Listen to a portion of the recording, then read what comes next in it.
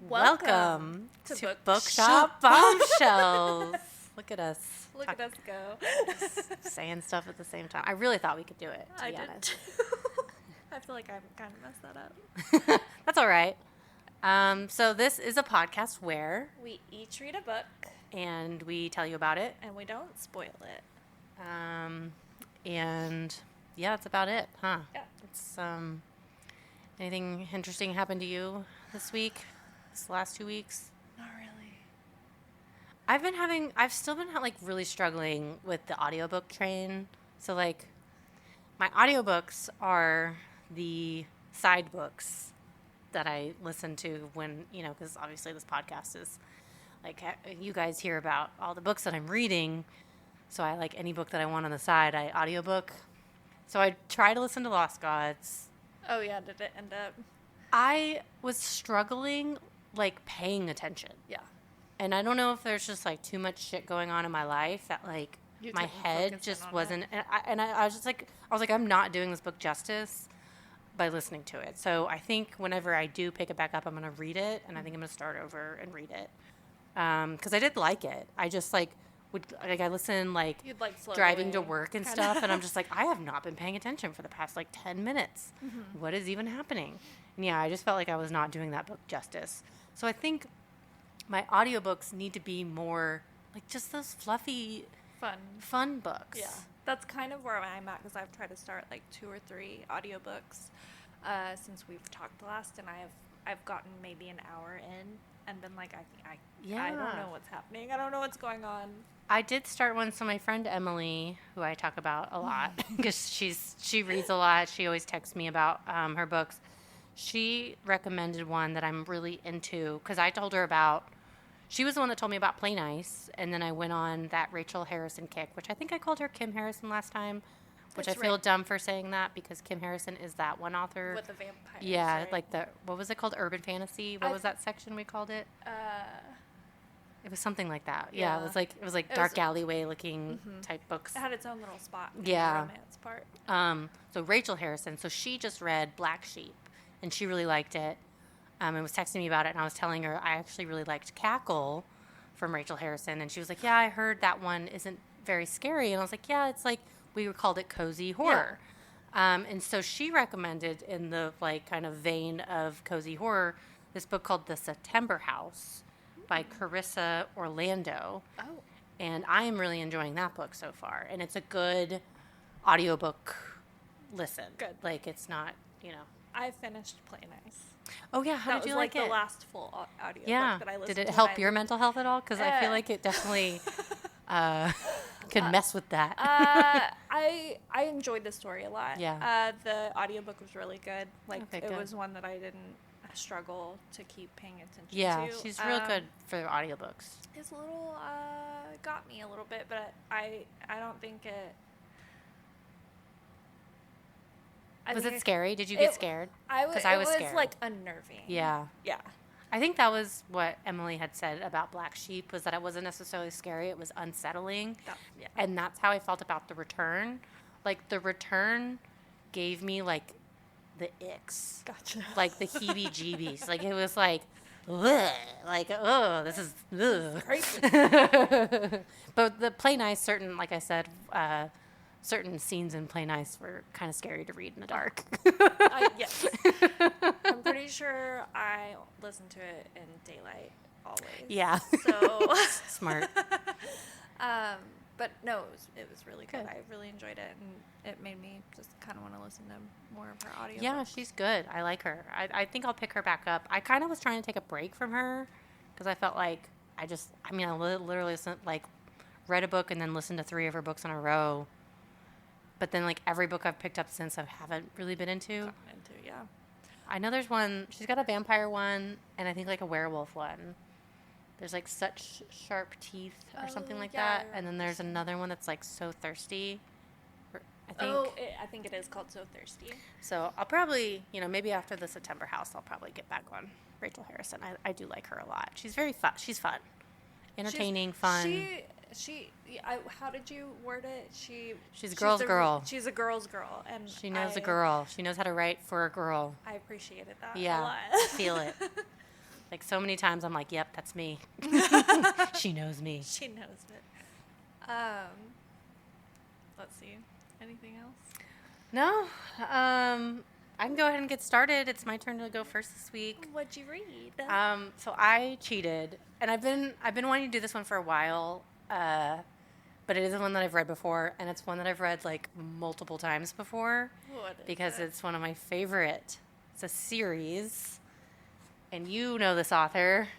Stop! Bloodsucking Fiends by Christopher Moore.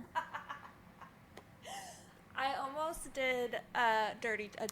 I'm trying to get my husband to read A Dirty Job because he was looking for. He just listened to, or I think he does a read and listen, but he just finished The Road. Oh yeah. And I think that was really depressing for him. And he was like, I need something lighthearted. And I told him, I was like, you would really like A Dirty Job. So I'm trying to get him, and the audiobook on that is great. Oh yeah, listen to the audiobook. Yeah. Same with these books. I probably listen to these books like every other year. That's about how. And same with Dirty Job. Secondhand Souls is the second in that series. Yeah. They're great. I have Amazing. not read. Oh, that's so good. Bloodsucking Fiends. So please tell me. I sort of thought. So this book was written in 1995. So it's older than Twilight. I kind of thought this is how naive I am. I thought that this was sort of a response to the love vampire craze. Got it. But it was actually... But I'm realizing the love vampire craze has been around since Dracula. It has. It's literally not... Twilight didn't start anything. Like, it's been here. And so I think this is kind of, it's a love story. That's actually the subtitle is Bloodsucking Fiends, A Love Story. So Christopher Moore, he's done a lot of good books. What was the first book you read by him? You read Lamb, right? Lamb was the last book I've read by him. Okay. I read A Dirty Job first. Okay, because Lamb is also really good, which it's the gospel according to Biff, Christ's childhood pal. So the premise of Lamb is in the Bible, you only get like baby Jesus and like 30-year-old Jesus, and you don't get the like time in between. So it tells the story of Jesus through his best friend Biff. It's very funny. And then a Dirty Job also. I've read a couple other ones. He's sort of hit or miss on some. Yeah. Some are a little bit too silly. He's very funny. Like, he's hilarious. But I love this. So Bloodsucking Fiends and A Dirty Job in particular, I love because they take place in the same universe. So a lot of the same characters. There's crossover. That at all. Yes. Because I haven't read Yes. Fiends. So there's actually, if you remember, in, I think it's Secondhand Souls, the second one, a redheaded woman comes into his shop, and she has like a thing that she feels like belongs to him, and they basically like have this like connection like, oh, you're someone special, like you're not of this earth, basically, right. And they have this like sort of like connection. That is Jody from Bloodsucking Fiends. That is way cool. And the Emperor, who is the like homeless man from. Oh. He is also in Bloodsucking Fiends. So Bloodsucking Fiends actually starts out with the Emperor, who I can't remember what his like full title is. He's like the Emperor of San Francisco, Protector of Mexico or something. Like it's something crazy. It's something like that. And he's got these two dogs, Bummer and Lazarus. Mm-hmm. One is like a bull. What's it called? Like a French bulldog. Like I feel like it's those little yappy dogs with the squishy noses, but it's not a pug. Maybe it's a bull terrier, something like that. Oh, Boston Terrier. Boston Terrier. And then Lazarus is like a golden retriever. Mm-hmm. And so he is this famous homeless man in San Francisco that I would love to think is a real person, but I think Christopher Moore made him up. But basically, so that's how Bloodsucking Fiends starts out. They introduce the Emperor. He encounters a pale, dark-haired man with fangs, like emerging from a dumpster in the alley. His dog, Bummer, is just like barking crazily at this man. And, he's like, terrified. Like he sees him, he's like scared. And the guy is like, I'll let you live. Like that's your payment or something. Like it's just this weird interaction between the Emperor and this pale man. So then we meet Jody. She is 26 years old. She is an insurance clerk, and she's walking home from work, and there's like a man following her, and she's like doing the thing of like, should I cross the road? Like, how do I get away? How do I get away? And she ends up getting attacked by this man. He forces her to drink his blood. He bites her in the neck. She wakes up the next morning, and she's in an overturned dumpster. Her hand is like left outside the dumpster, and it's like burned to a crisp. Because the sun. So she like wakes up. She has no idea what happened. She has like a ton of money stuffed in her shirt. Like I think it was like $100,000 or something like that. And she starts noticing like these weird things are happening. Like she sees like heat signatures on people, and she even like she gets on the bus to like go home, and she sees someone with like, so everyone has these like what she calls like healthy looking like heat signatures. There's some people that have like dark, like it's like a heat, but like I picture it as like a circle with like a black hole, like an absence of color. Like an absence of color in their heat signature. And she just like kind of knows instinctively that these people are like sick. So this is like 1995 San Francisco. Like HIV/AIDS is like a big thing still. So that comes into play. So Jody goes home to her apartment where she lives with her boyfriend, Kurt. Kurt is like a stocks guy, like a investment banker or something. And he's like pissed at her for like not being home.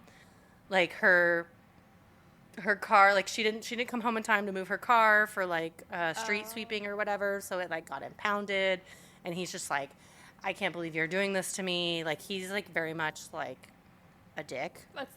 I think he's hot. Like he's like a hot dick, so that's like why she, you can tell that like Jody puts up with a lot. Yeah, like she has like low self-esteem. She like, I mean, this guy's hot, so she probably thought it was okay. All of like, she's just now realizing like how big of a dick this dude is.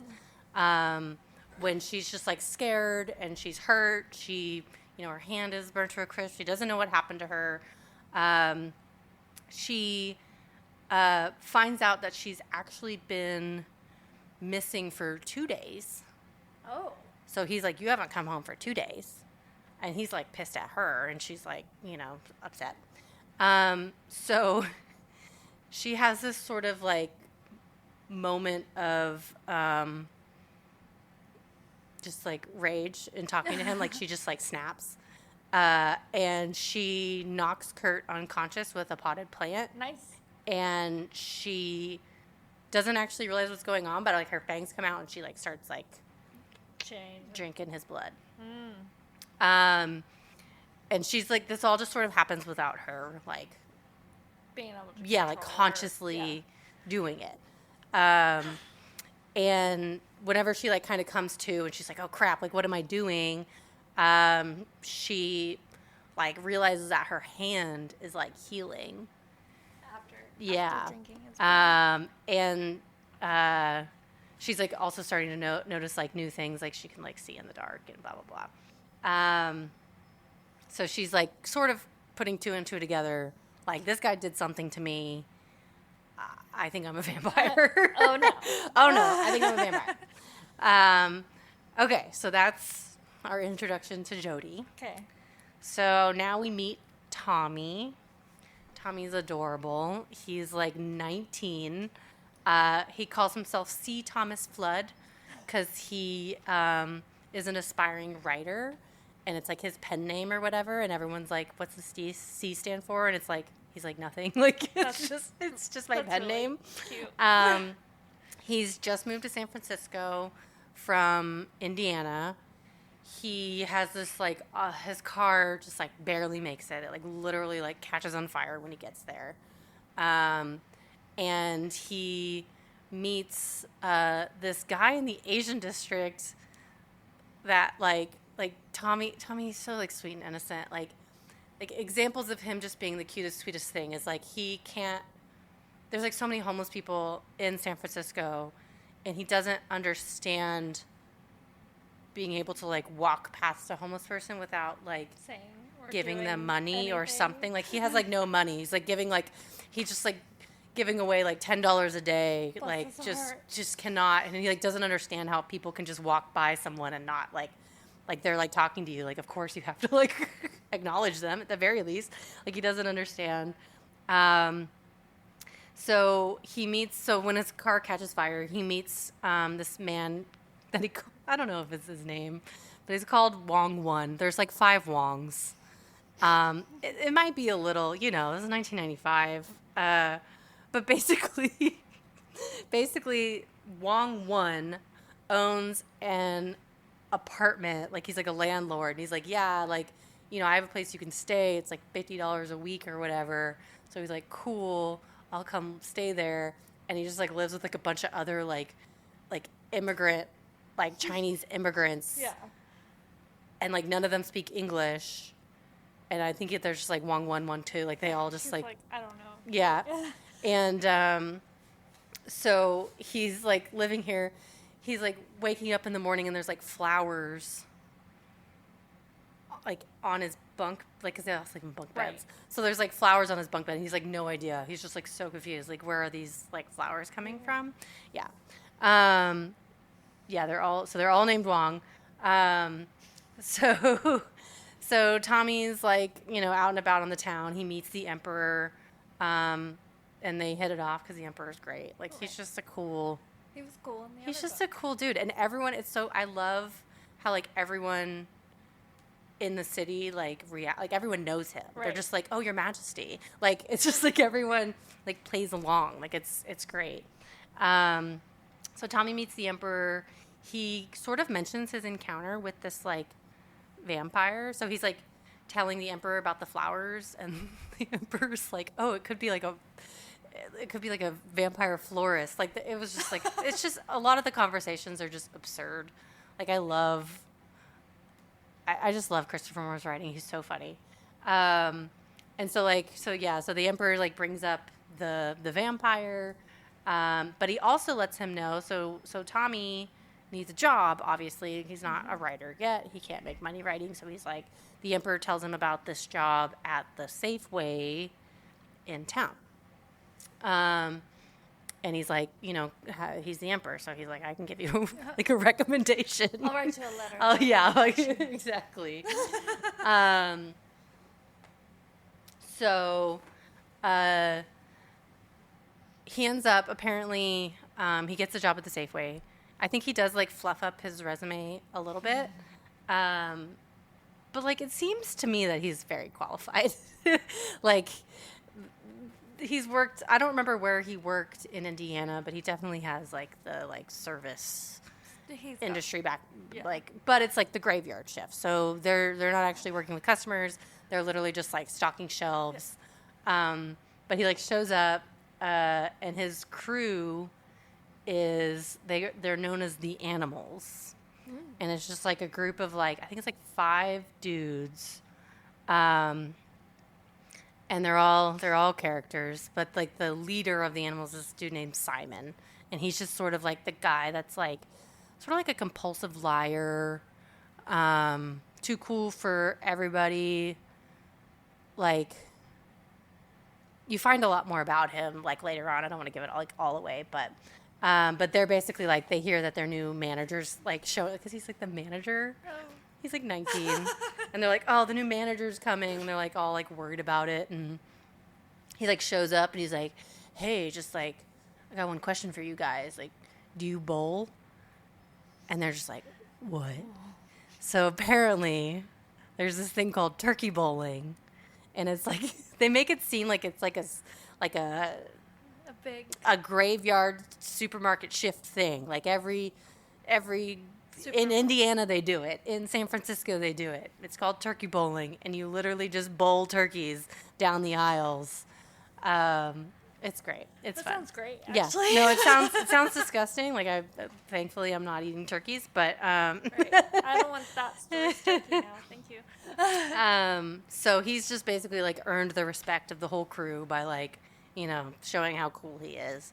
And while they're on break, they're like outside in front of the store. Jody just is like walking down the street. Mm-hmm. Which I sort of skipped over this. So she has, you know, figured out she's a vampire. She's realizing that she needs a minion. Like, she needs someone that can like get around during the day. Because one of the weird things about this type of vampire, so I love different vampire lores. Yeah. So their types of vampires, they are out during the day. Like, dead. Out. Mm-mm. So she is not inside by the time like sunrise or sunset. Yeah, sunrise. Oh no, sunrise. Yes. She's like, they're like passed out dead. Oh no. Like, if you find them, you would think they were dead.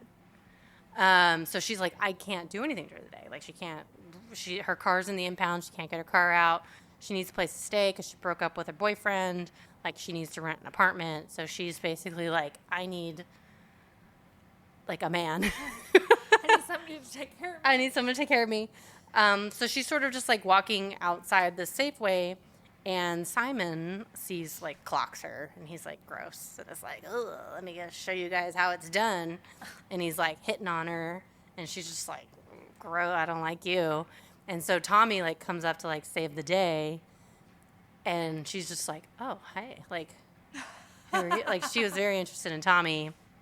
And they end up like making a date to hang out. And she you know, makes a joke about like 30 minutes, like, will you meet me at Emilio's like 30 minutes after sunset or whatever. Yeah.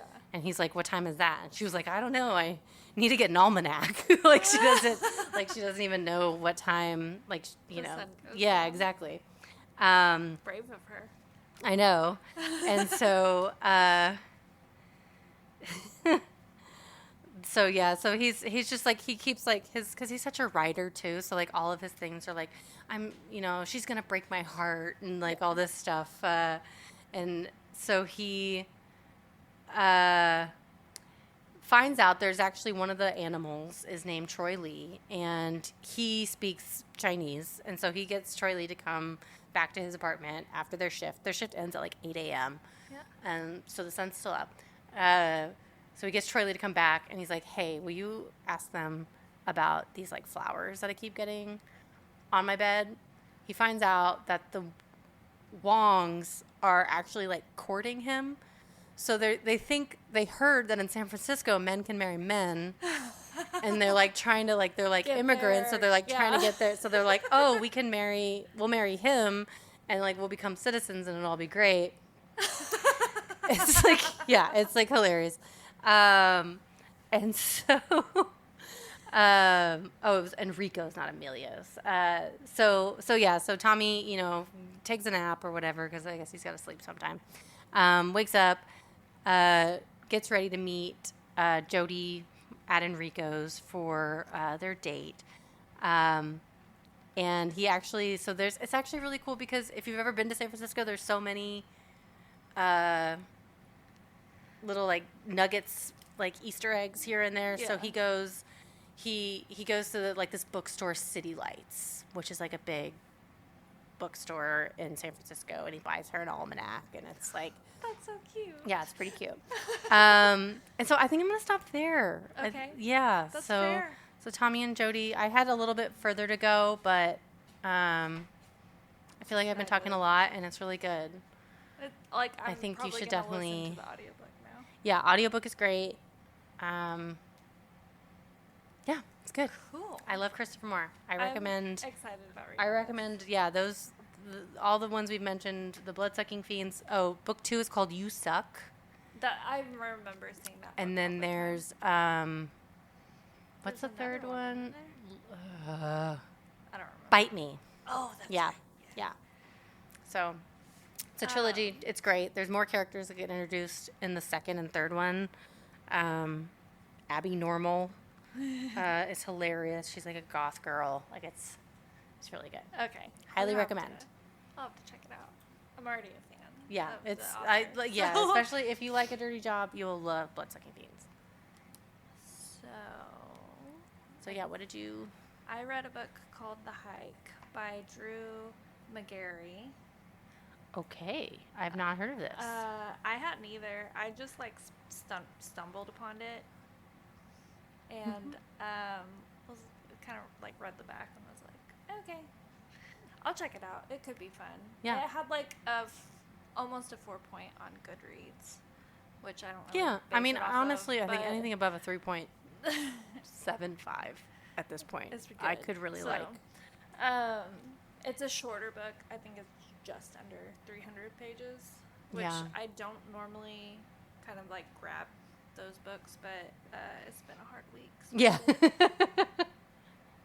So the story like starts off, and it's a guy driving, and he's like, there's like deer all over. Oh, like he's noticing deer all over the road, and there's like street crew guys like taking a deer body off to the side of the highway, and he's like, this is weird. Like, but then the farther he drives, like the more like street crew and like dead deer. He was like, it looks like a truck just drove through a herd of deer. Oh no! And I'm like, what? Like, is it gonna be that kind of book? Because I wasn't ready for this. Yeah. But it's not. Don't worry. The beginning's got a little patches, but it's really not that bad. So his GPS also is like taking him, trying to make him drive off a cliff. And he's like, no, like restart, reroute. Like, I'm not turning right. There's no path down like this. No. So, which GPS has killed people before. Yeah. Don't trust it. Don't do it. It's not good. Mm-hmm. Trust your instincts, unless they'll get you lost. Then maybe don't. So he shows up to a little, I think it's like a wedding resort, but it's off season. So and it's actually like a really dumpy like inn that he's like booking into, but he's on a work job. His name is Ben. Okay. He's pretty fun. He has a wife at home and 3 smaller children. They all seem pretty fun. He gets checked into the inn, and first nobody's at the front counter, and then he's like, hello, and this like old woman comes around the corner. I was like, can I help you? And he's like, I just need a room. Like, I'm checking in. And he's like, is there like a hiking trail around here? Because there's just like mountains everywhere. So is there a hiking trail around here? Because that sounds cool. And she was like, no. He was like, what do you mean there's not a hiking? Like, okay, whatever. And so he like goes up, he like calls his wife for like 2 seconds because their 3 kids are like pestering her. Yeah. It's not easy to stay on the phone with 3 kids sometimes.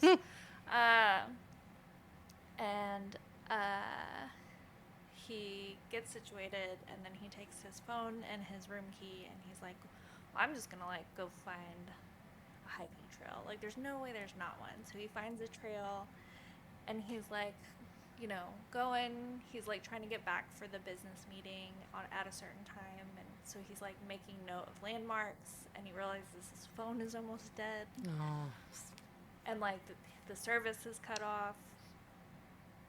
So it just keeps loading, which drains the battery faster. And he's like, okay, I know I'm somebody who checks their phone every 5 seconds. I really, like, don't do that. Yeah. So he's hiking, and he comes around, and he's like, oh, that's weird. That guy's got a Rottweiler face on his face. And what is he He dragging a little girl body. She ain't got no arms or legs. Oh my gosh. And he's like, I gotta get out of here before he notices me. And when he has that thought, the guy with the dog face on his head looks at him, and he just books it. He's like, oh, hell. Is this a horror book? No. No? Okay. It's a little... Okay. I wouldn't consider it a horror. So he sees this, which he's got this big scar under his eye, like big one on his face, and it's from the dog guy or him? Okay, him. Ben. And it's because when he was a kid, like a Rottweiler like attacked his face, so that's already his biggest fear. And so he was like, no! And then he runs, and he's like, help! And he's in, like, he's not in his 20s. He's probably in, like, he's probably our age. Yeah, he's got 3 kids, I mean. Yeah. So, like, late 30s. And he keeps running on this path, but he's not recognizing any of the landmarks around him. And then he the dog face guy is like, I was waiting for you since the day you were born. We're gonna kill you. And da-da-da-da. He's like, no! And then he runs long enough that he can't hear anything around him, and there's this like red tent on the side of the path, and there's a fire going, and he's like, is this a trap? It's not a trap. He like eats all the food, drinks all the water. He's like exhausted. His knees are hurting. And then he's like, well, I feel like if I fall asleep in the tent, like, they're going to come get me. Like, this was put here on purpose. So he, like, sleeps behind this log and takes a blanket. And he, like, has this dream about his, like, high school, like, crush that he had on this girl. And it's, like, a real spicy dream. And then he wakes up and he's like, no, my wife. I'm married. And he's, like, trying to call his wife because he's lost. He's panicking. But, like, he can't get He service. he barely has battery, too. Yes. So it's not good. So when he wakes up from that dream, there's a note by the tent that's like, stay on the path or you'll die. And he's like, what? This is like... What? These are weird things. So he's walking some more and running. A lot of running. He's very tired. I was exhausted. It sounds kind of in shape. He's doing so much running. So he ends up, after that, like, he sees a house off onto the side of the path. And so he goes up to the house. He's, like, banging on the door. He's like, help, help, help. And this, like, old woman comes up, opens the door. She was like, can I help you? And she was like, there's these dog-faced killers out here trying to get you should get out of here, too. Do you have a phone? And she's like, no, what, a phone? What? And why would I have a phone? He's like, what? Like, well, you gotta come on. These people, she was like, no, I'm not going anywhere. But, like, what can I help you with? And he's like, well, I'm looking for, like, a town. So, like, I can get to town and call the police and go home. And she's like, well, there's a town nearby. And she tells him the name of the town. And he was like, Pennsylvania? Because that's where he's at. She was like, Pennsylvania? He was like, what? She goes, listen, I will help you. But I want you to, like, pull the weeds in my garden. She's got, like, this great garden. Even though it's not garden season. It's, like, beautiful. There's weeds all in it. She's like, you pick all those weeds. I'll help you. He's like, fine. And so he's like pulling these weeds, and the roots are like the longest. He just like keeps pulling it like a magic box. Yeah. With the ropes. And he's finally and then he sees like this big juicy tomato, and he like picks it and takes a bite, and she comes out. She's like, you can't eat my garden fruit. Don't do that. He's like, sorry. Okay. So he gets all done, and she comes out. She's like, you've done a great job. This looks great. Come inside. I'll feed you. She, like, loads him up with, like, a backpack, stew, waters, cheeses, jam, all these goodies. And she's like, okay, so, also, like, 3 random seeds that she was like, these will come in handy when you need them to be. Okay. And he's just like, what? Like, what is going on? So she also is like, whatever you do, don't stray from the path. Like, apparently her husband strayed from the path, and that's why she's a single old lady in this house. He never came back. We don't know. Something bad happened. So he's like, all right, cool. So he, like, fills up on food, takes the stuff, new backpack, whatever, everything. He leaves, and he's like, what am I supposed to do? Just follow, like, this path? Am I just, like, where is this path taking me? I just want to get back to the inn. Like, I want to see my family. And then he's like, you know what? What's the worst that could happen if I That's a terrible idea.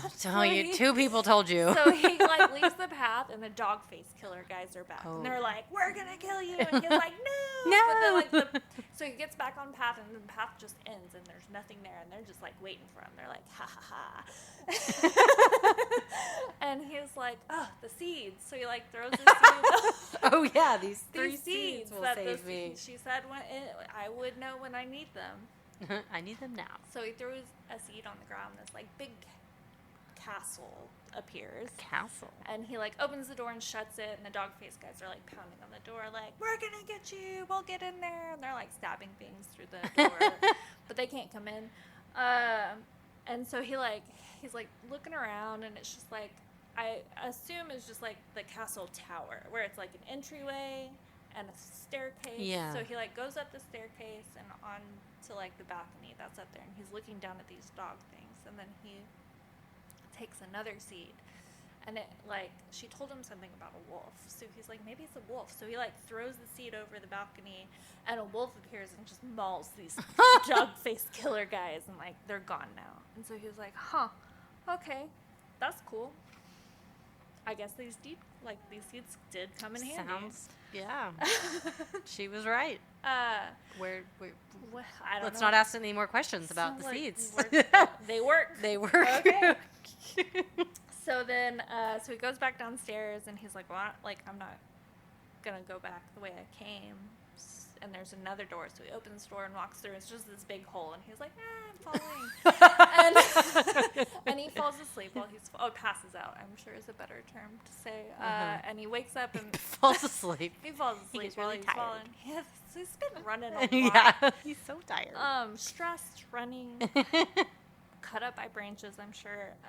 So he wakes up and, like, he's on a beach, and he's like, weird. This is a weird day. What is going on? So, there's a path on the beach. So he's like, hail. Stay on the path. At this point in the book, I'm like, are we just walking the entire time? Like, this definitely sounds more like a fantasy. When is this going to get good? Yeah. Oh, it gets good. Okay. Shortly after. Okay. That. So he walks and he sees a house. It's like it's a 3-story house. So he goes in and he just starts getting pissed because, like, he can't contact anybody. He's got the path that he's not supposed to trail from. Like, everything's just real stressed. He's, like, bashing stuff. He goes to the first floor, ruins a bunch of furniture. Goes to the second floor, ruins a bunch of furniture. And then he's like, oh, weird, there's a staircase there. Like, I'm going to go see what's up there. He opens the door, and there's, like, this 20-foot cricket. A big, gross, ugly, disgusting cricket. And he's like, ah! And he runs outside. As you should. As one should. And so he gets outside, and he hears this voice be like, hello, hello. And he's like, I have a knife. I will hurt you. Like, who is there? And then it's a crab. It's just a little talking crab. He's like, how are you talking to me right now? He's like, don't worry about that. What are you doing? I'm so confused. There's a lot. It's like a very questy adventure style book. Yeah. So the crab's like, well, you got to go back in that house. Because there's something important on the 3rd floor. And he's like, but there's a big-ass cricket. But the cricket. And he was like, no, you got to. And he was like, are you going to come with me? And he was like, I might as well just because it's going to be fun. Is like, it a small crab? What's the size of this crab? It's a normal crab. Okay, like a normal size crab. Yeah. Okay. I just pictured like a huge crab at first. It's a normal crab. I think I was picturing the cricket. I was like, everything's big. So they go back up there, and there's like controls. He's like, I guess I have to figure out. Excuse me. There's how to like do these controls, and the crab's like, it's probably like something to do with the cricket. So he like bashes the cricket and gets like a key out of it, and the controls work. And he looks out the window, and this big old boat appears. He bashes the cricket? He like sticks his arm into the cricket and murders it, and it's very gross. I'm pretty sure he pukes. He does not like this. This is not a good time either. for him. I mean, I don't like crickets, but I don't. It's bad. But it was a fun, cute story. So this big, like, 70-foot hovercraft boat shows up in the water, and he's like, cool, and he's like, crab, are you going to come with me? And he was like, yeah, sure, I guess. And he was like, well, what's your name? And he was like, I'm just a crab, I don't have a name. He was like, well, can I call you Frank? He was like, can I call you Shithead? Because if you call me Frank, I'm going to call you Shithead. So they get on the hovercraft boat, and then some accidents happen. They run straight into a glacier because there's a path in the ocean too. And in that glacier, he ends up getting captured by this giant, like, 26-foot woman who's in the mountain next to the glacier, and she's like, and she's a cannibal. She's like, do you want some stew? And he's like, what's in it? She was like, people. He was like, no, I think I'm gonna barf, and he does barf a lot in this movie. He's very squeamish for what happens to him.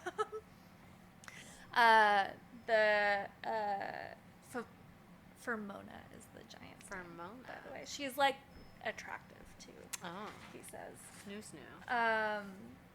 And she's like, okay, so I'm gonna like undress, and he was like, excuse me, what? She was like, we can make this harder, we can make this easy. Death by snoo. You can die a slow, painful death, or you can die a quick, like, painless death. Like, you're on the slow and painful right now, so do what I... Like, she's actually very nice, too. Yeah. Like, she's not mean to him at all. Yeah. She's just like, undress and your underwear and throw it all in my pile of human stuff.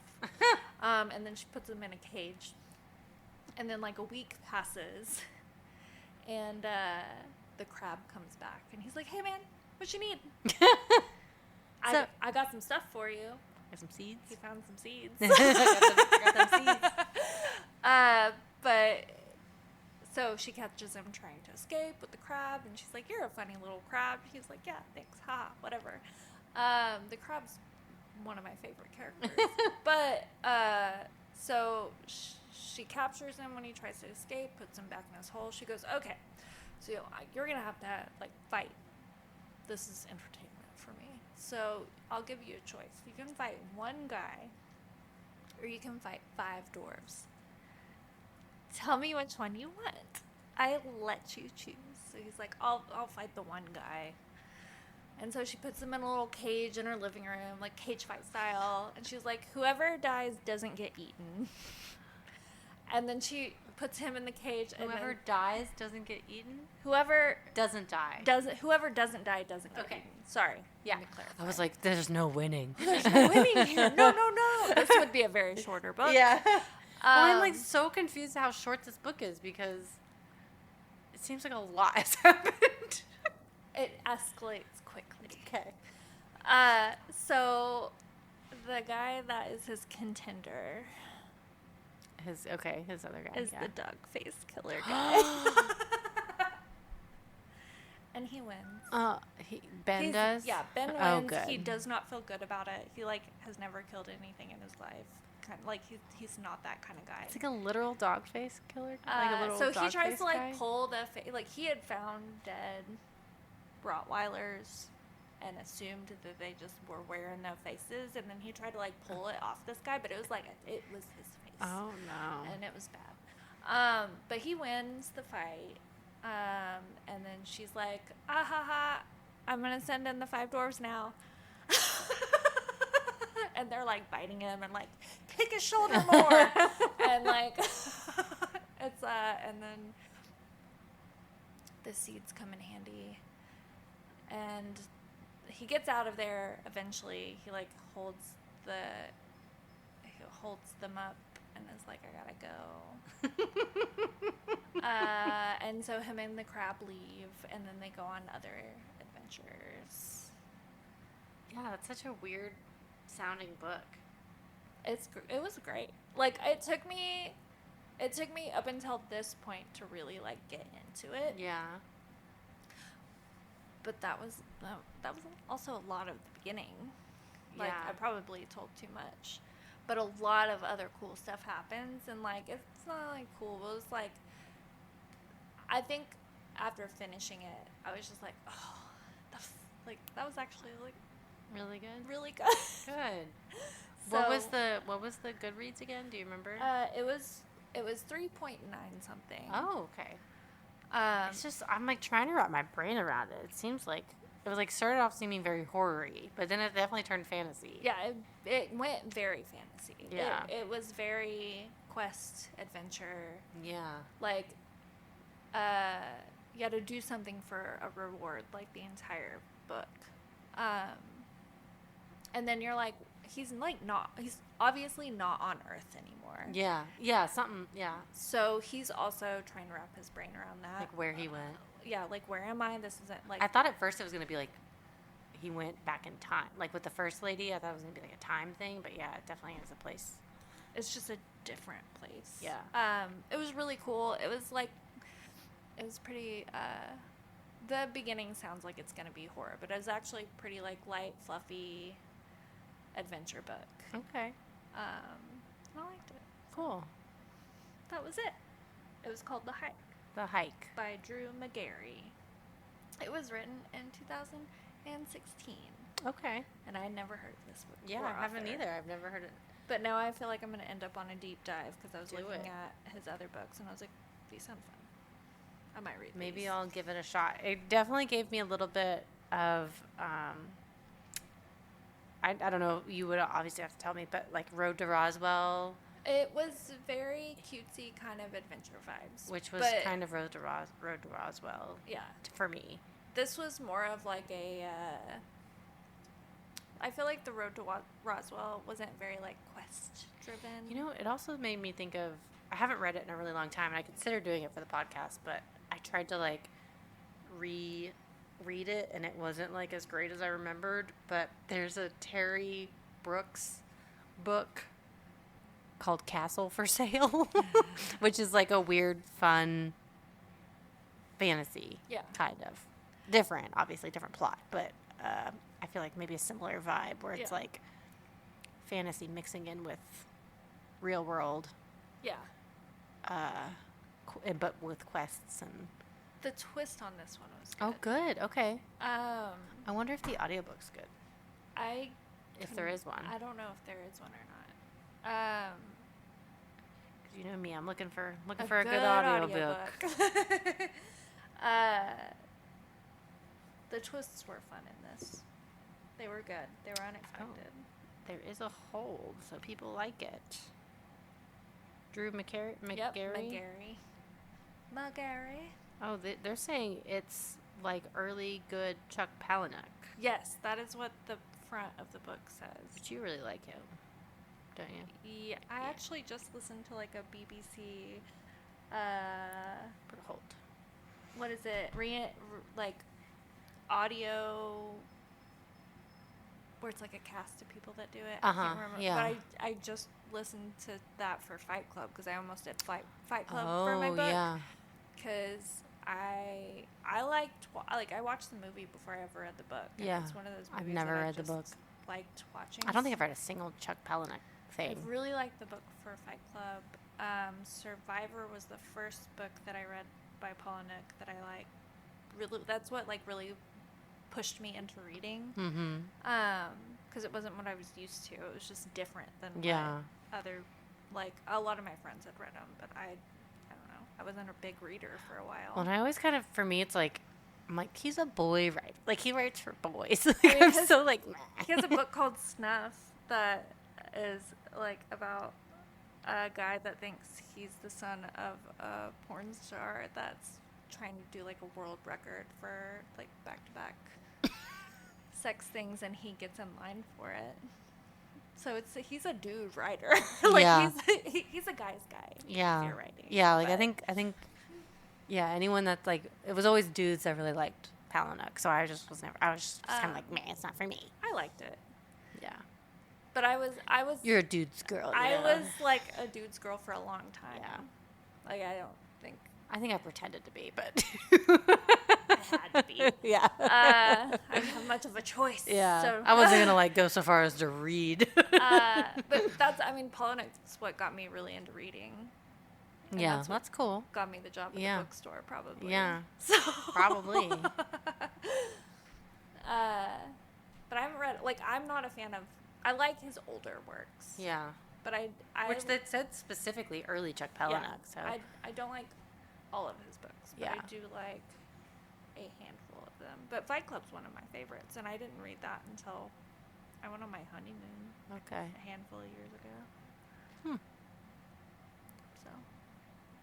Well, I put a hold on it on Libby, so Let me know if the audiobook's good. I'll let you know how the audiobook is. I want to know what the crab's voice sound like. I hope that, oh well, I'll look at it later. Yeah. So this week we did Bloodsucking Fiends by Christopher Moore. And The Hack by, what was his Magary? first name? Magary, yeah. Something Magary? Wait. Drew Magary. Drew Magary. I was like, his name's Magary. Magary. Oh, I don't think that was the audiobook. Dang it. That's okay. Oh well, I'll find it. There's a bunch of books called like. Oh, here we go. Here's okay. Got it. Yeah, okay, I found cool. Let me know how it goes. We're good. I found it. Okay. Well, thanks for listening, guys, and we'll see you in 2 weeks. Yeah, catch us in 2 weeks. Thanks. Bye. Bye.